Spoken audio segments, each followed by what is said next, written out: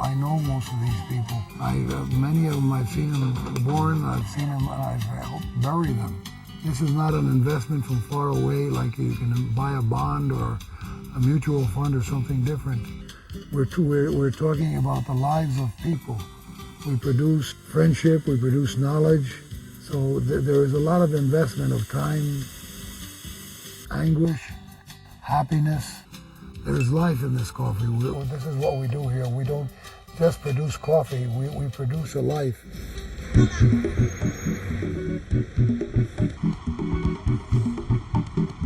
This is the story of the people who harvest our coffee, their struggle for a better life, and the connections they make with all of us every day.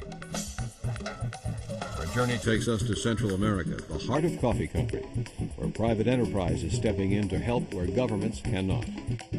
Pete Rogers of JBR Gourmet Foods has been buying coffee in Central America since 1986. He has developed strong relationships with the farmers and workers here and a deep commitment to improving their lives. This is one of the big problems we face. They'll drink one of these bottles a night, maybe 2 bottles on a Saturday. Paydays are usually Saturdays, and these Saturdays they'll take all their money and blow it, as you can see in all these bottles. When coffee farms fail, there are economic, social, and environmental effects. The farm is abandoned, the coffee plants die, and barren hillsides are all that remain. But when things are done right, the results are drastically different. At Eddie Kuehl's farm in the mountains of Nicaragua, respect for the environment has produced a paradise. But this is the section where we are preserve mountain in order to keep a microclimate for the coffee farm. We have a temperatures from 50 to 70 degrees Fahrenheit year round. And you see different kind of orchids. We have classified 85 varieties of orchids.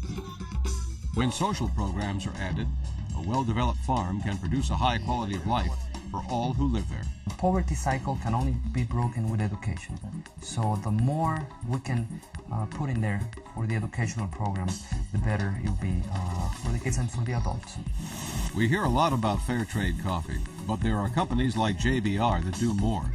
They not only pay above market prices, they give of themselves to make sure the money goes where it will do the most good. How to give is really, really tough, because we as Americans tend to throw money at things and think the problems will go away, and if you just throw a couple $100 or something, it'll go away.